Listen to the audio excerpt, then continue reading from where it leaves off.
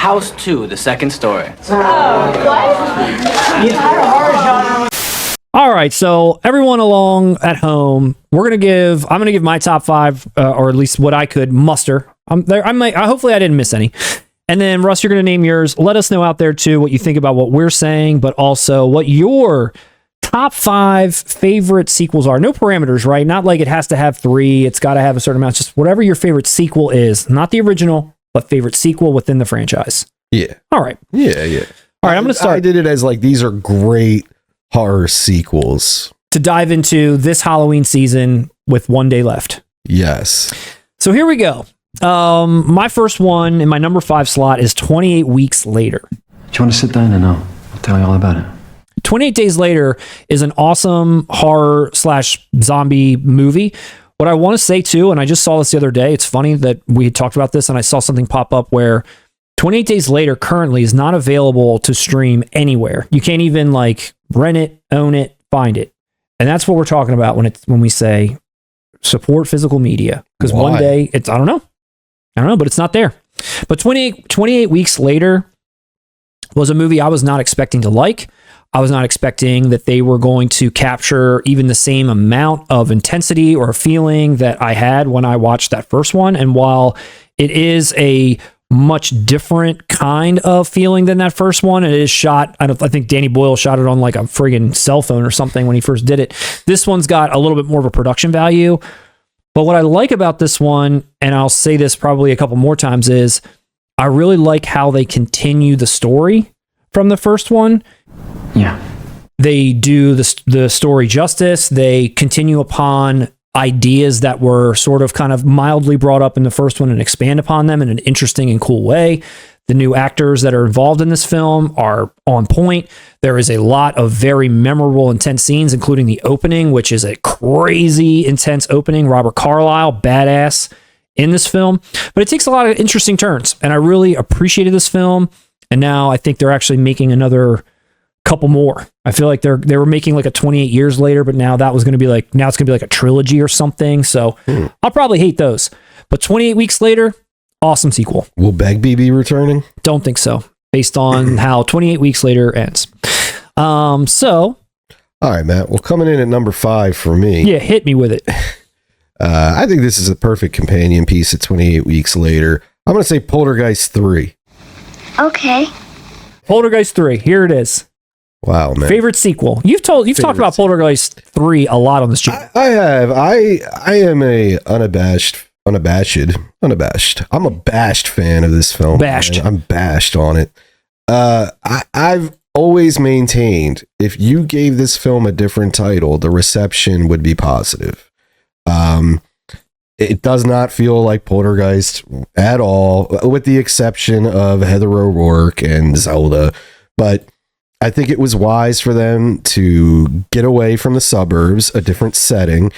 There was always something about Nancy Allen being in this as a kid, Lara Flynn Boyle being in it, like actors that I knew the names of that made this feel more legitimate to me than I think it was. Tom Skerritt? I don't know. Yeah, dude, even Tom Skerritt. Tom Skerritt kicks ass, man. Dude, and this poster is awesome. It is an awesome poster. I always said, call this movie like High Rise. Call it, Building. I don't fuck. Building. Mirrors. Building the movie. Seriously, it would have got a better reception.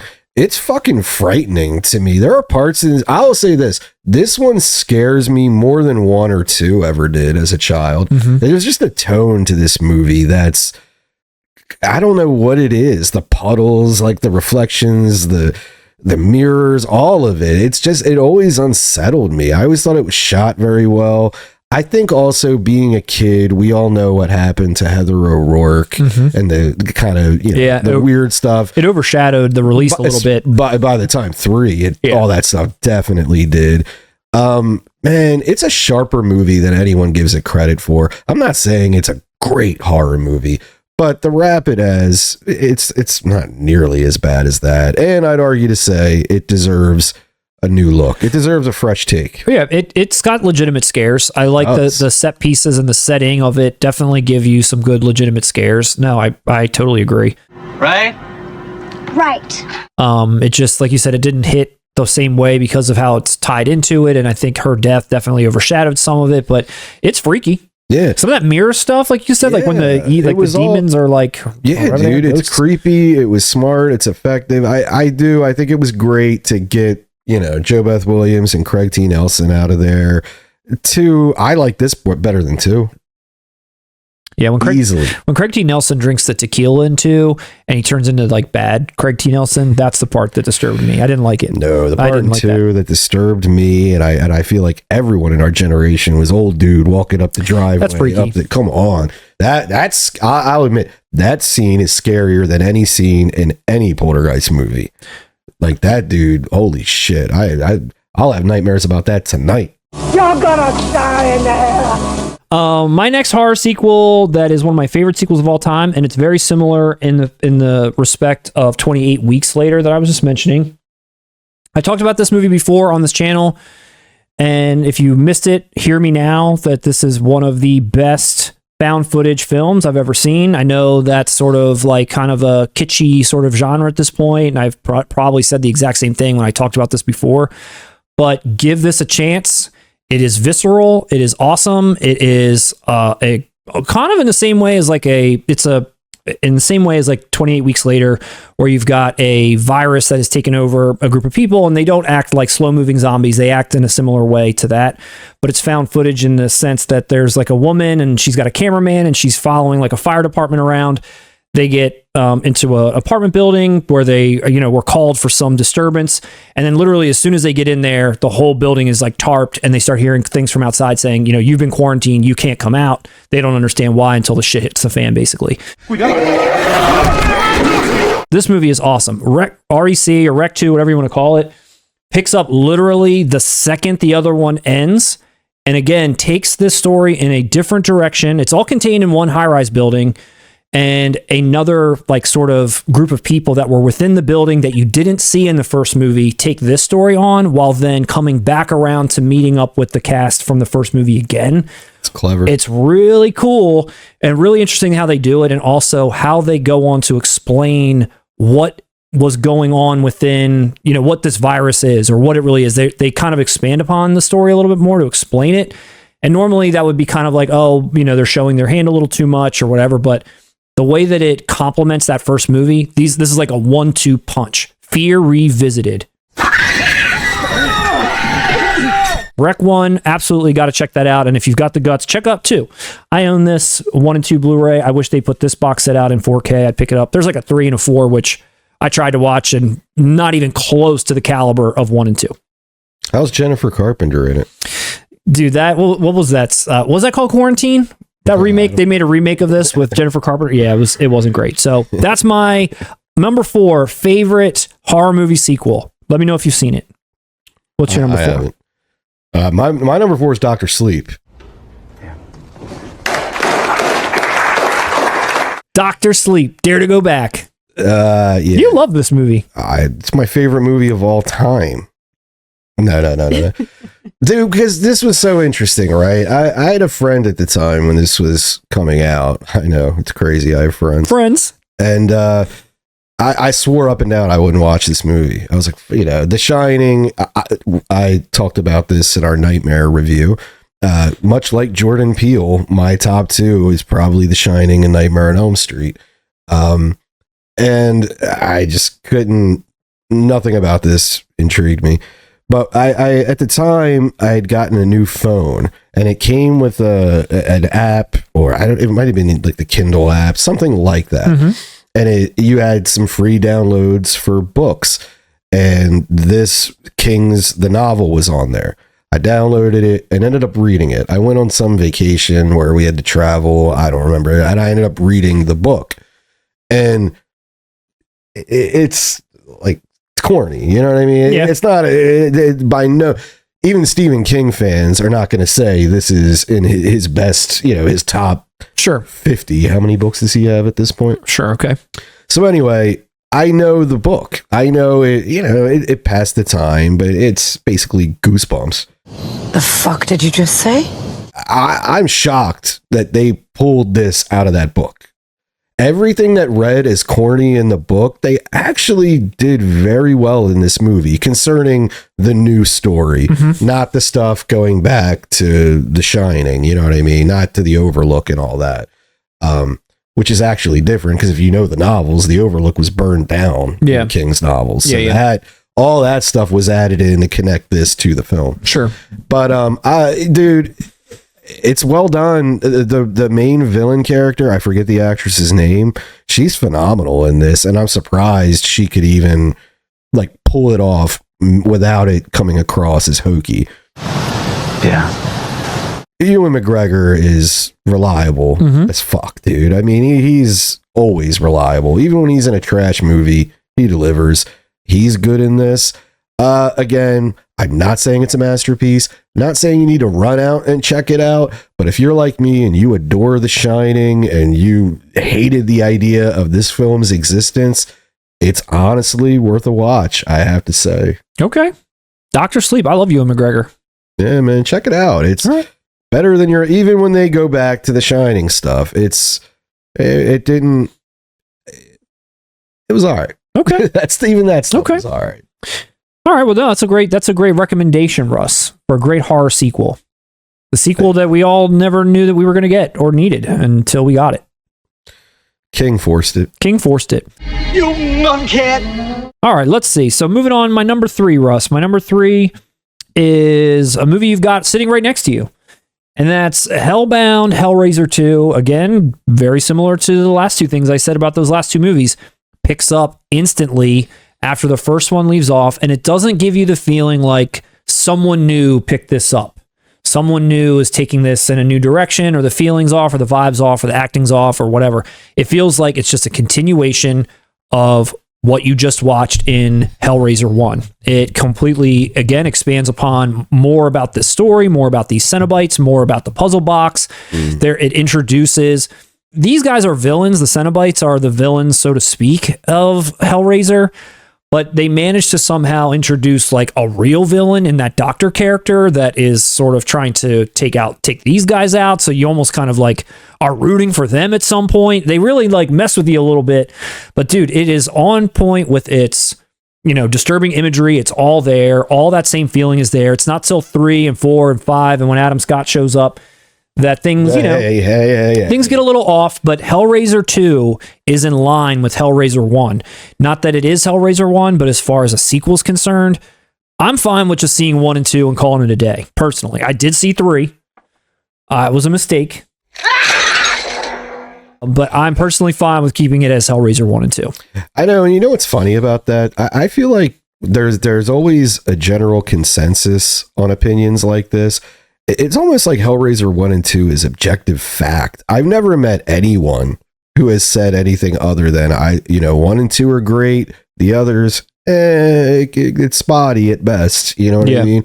And it's crazy because we're also talking about Adam Scott's Hellraiser, which not only reinvented the Hellraiser franchise, but I'd say it reinvented horror just as a genre. Period. Yeah. Reinvention.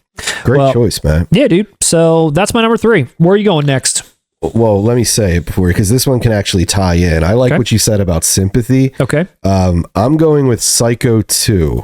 I'm Norman Bates.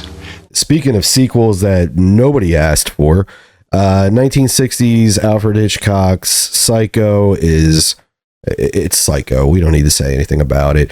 They waited 20 some years later to do a colorized sequel. And if you've seen the original, what are you going to do with that ending? You know what I mean? What Psycho 2 did was low-key brilliant. Brilliant. It took this character. Basically, the story is he gets out, he's been in a hospital or, 20 some years, and he's trying to acclimate. And the brilliance in this story is that he genuinely is trying. So you feel bad for him in this. And, there are family members of the victims from the original movie who don't want to see him released. So they're messing with him. And throughout the movie, sometimes you don't quite know, is he losing his grip, or are these people really messing with him? Does he really, does this woman love him? Does he really love this woman? Or is she messing with, you don't quite know until the end.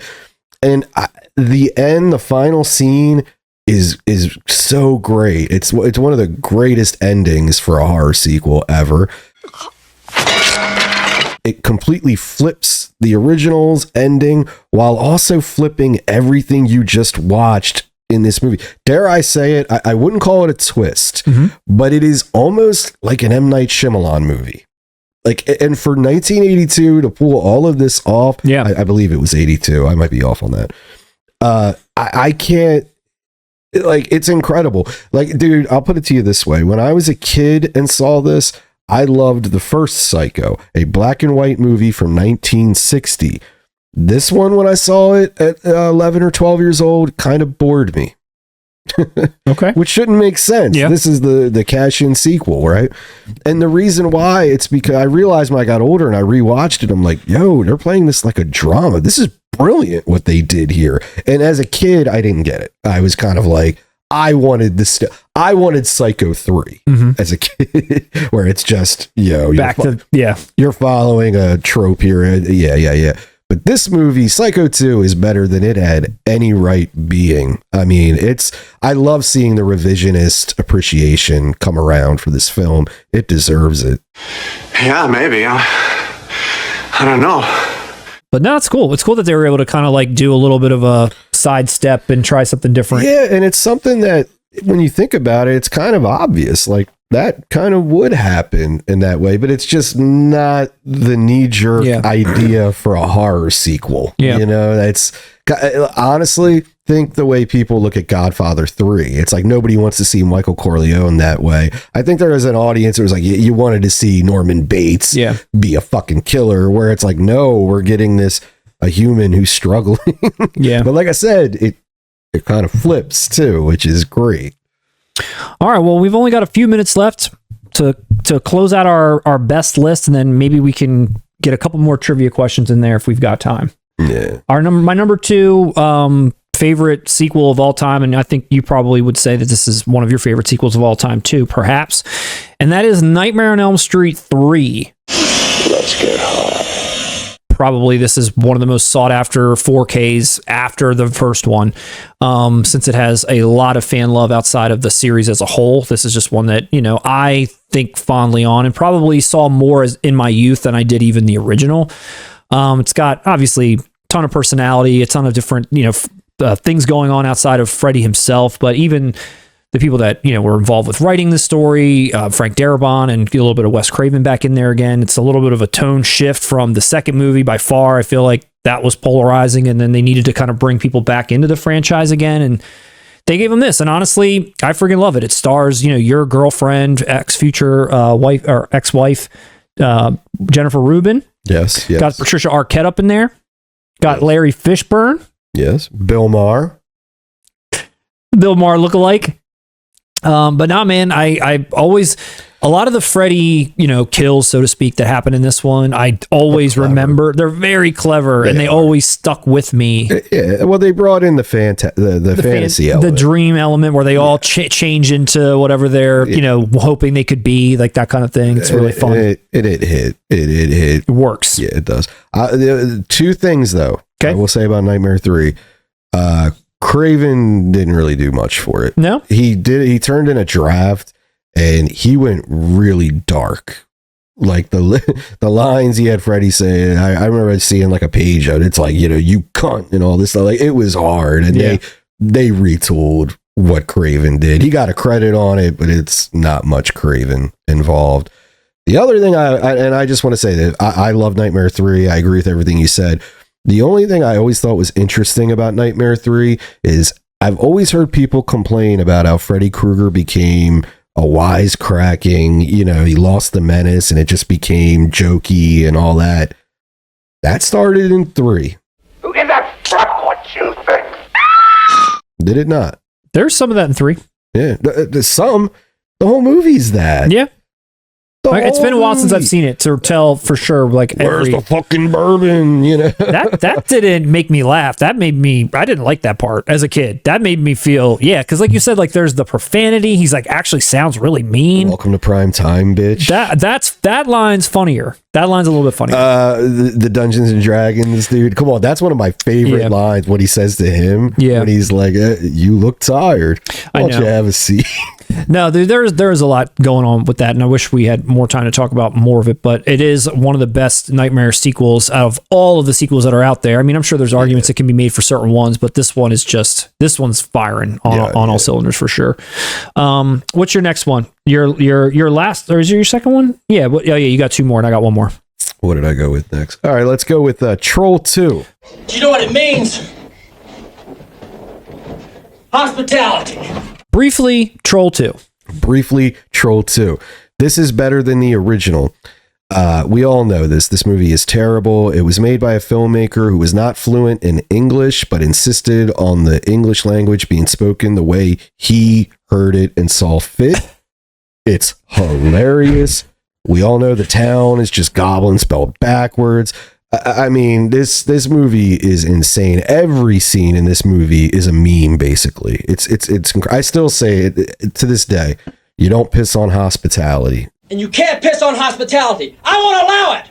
The first one is trash, and it had Julia Louis-Dreyfus in it, man. And there's nothing memorable about it. This, on the other hand, is just a masterpiece of fucking nonsense. And I highly recommend it. I'm sure everyone's on this wavelength. They know it. They know what's up. But if you don't know, now you know. Troll 2, vastly superior to Troll 1. Never seen either one. I know the lore of Troll and Troll 2, but I've never seen it. Man, you just sold me. Maybe I need to watch it. Now. We need a 4K. We need a 12K. Well, my number one horror sequel of all time, which is obviously what it is. I mean, if you've watched this channel for 5 minutes, you've heard me talk probably at least about this. And Russ, you've known me for a long time, and you probably expected this to be the case too. And this is probably a lot of people's, one of their favorites and so forth. And it might seem completely obvious, but if this is the list that we're doing, best horror sequels of all time, Evil Dead 2 is one of the, if not the best, horror sequel of all time. Do you hear what I'm saying? Can't say enough about this movie. Everyone knows what Evil Dead 2 is. There's a single person watching this channel. It's like, what the fuck is Evil Dead 2? Everyone knows what it is. I don't need to say anything about it. Just know that this is my favorite in my top 5 films of all time, top 5 horror VHS posters of all time, and certainly one of the best, if not the best, horror sequels of all time. So, Matt, what is Evil Dead 2 about? Russ, no, I'm kidding, man. I'm kidding. Your final favorite or best? What was my final one? Did I do House 2? Oh, yes, of course. Amityville 2, The Possession. I love this movie, man. This movie creeps me out. This movie is genuinely scary. This picture looks creepy. Disturbing. And in the same way that, like, Don't Go in the Woods, or Don't Go in the House, not Don't Go in the Woods. Don't Go in the Woods, I'm not a fan of. Amityville 2, and there's one reason. It touches on a subject that very rarely gets touched on in horror films, and that is incest. What have you done with your brother? I don't know what it is. Well, I guess I do know what it is. What are people championing incest out there? They're looking for more incest film. It is immediately creepy in any film, whether it's Sleepwalkers, whether it's Psycho 4, Amityville. It's creepy. It just, and it is a plot point in this. It skeeves me out. You got Paulie in this. He's skeevy even in Rocky. Imagine him in a horror movie, dude. About incest. Burt Young. But listen, I'm saying outside of just the personal ick factor I get of all this, it's actually well made for it. It's done well. And if you've ever seen the original Amityville, it's no Oscar winner. I mean, honestly, there are parts in the original Amityville that are laughable. Like I didn't laugh once in Amityville 2. I was just like, God damn, this is creepy. I adore it. I do. I recommend checking this out, man. I recommend checking it, especially if you thought the first Amityville was just mid, or give this one a shot. This one is it's meaner. It has a meaner demeanor. Mom, you think that's funny? Well, Russ, that's the spooky stream. Would you like to close out and try to redeem yourself with some brief lightning round horror trivia? before we close out of here? Rapid fire trivia. Yeah, rapid fire trivia. Let me bring the chat up. Let's see. We'll just throw it up just to see if they can get these answers. While you're bringing it up, honorable mentions, obviously TCM 2, Texas Chainsaw 2. What else we got? And Exorcist 3 is solid as hell. Okay. Yeah, dude, we could have kept going. Did you have any honorable mentions? I'm a House 2 guy. Oh yeah, House 2. Yeah, sure. Yeah. Definitely. And I think that's at least on par with the first one. Halloween 3, Season of the Witch. I'm a big Halloween 3 fan. If I had that, to me, Halloween 3 is the best Halloween sequel. Film and screen legend Bolo Young from Bloodsport is in the chat, and he said Troll 2 is hilarious.